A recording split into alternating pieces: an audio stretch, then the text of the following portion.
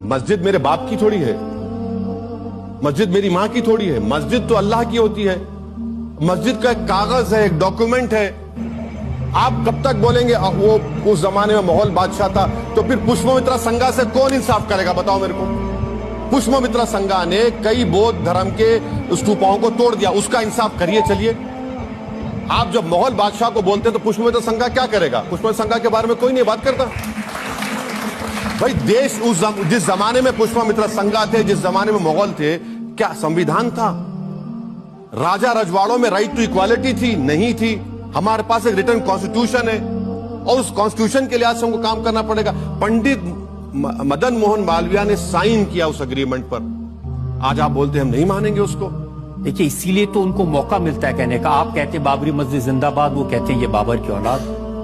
नहीं, मैं देखिए, यही तो मैं बता रहा हूं। मैं चाहता हूं कि मेरा डीएनए करा लीजिए, नरेंद्र मोदी जी का भी करा लीजिए, आरएसएस के लोगों का करा लीजिए।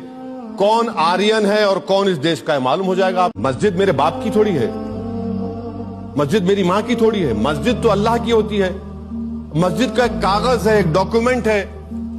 आप कब तक बोलेंगे वो उस जमाने में मुगल बादशाह था, तो फिर पुष्पमित्रा संघा से कौन इंसाफ करेगा? बताओ मेरे को। पुष्पमित्रा संघा ने कई बौद्ध धर्म के स्तूपों को तोड़ दिया, उसका इंसाफ करिए। चलिए, आप जब मुगल बादशाह को बोलते हैं तो पुष्पमित्रा संघा क्या करेगा? पुष्पमित्रा संघा के बारे में कोई नहीं बात करता। भाई, देश जिस जमाने में पुष्पमित्रा संघा थे, जिस जमाने में मुगल थे, क्या संविधान था? राजा रजवाड़ों में राइट टू इक्वालिटी थी? नहीं थी। हमारे पास एक रिटर्न कॉन्स्टिट्यूशन है और उस कॉन्स्टिट्यूशन के लिहाज से हमको काम करना पड़ेगा। पंडित मदन मोहन मालवीय ने साइन किया उस एग्रीमेंट पर। आज आप बोलते हैं हम नहीं मानेंगे उसको। देखिए, इसीलिए तो उनको मौका मिलता है कहने का। आप कहते बाबरी मस्जिद जिंदाबाद, वो कहते हैं ये बाबर की औलाद।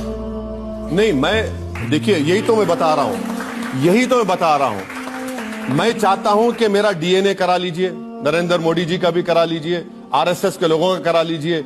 कौन आर्यन है और कौन इस देश का है मालूम हो जाएगा।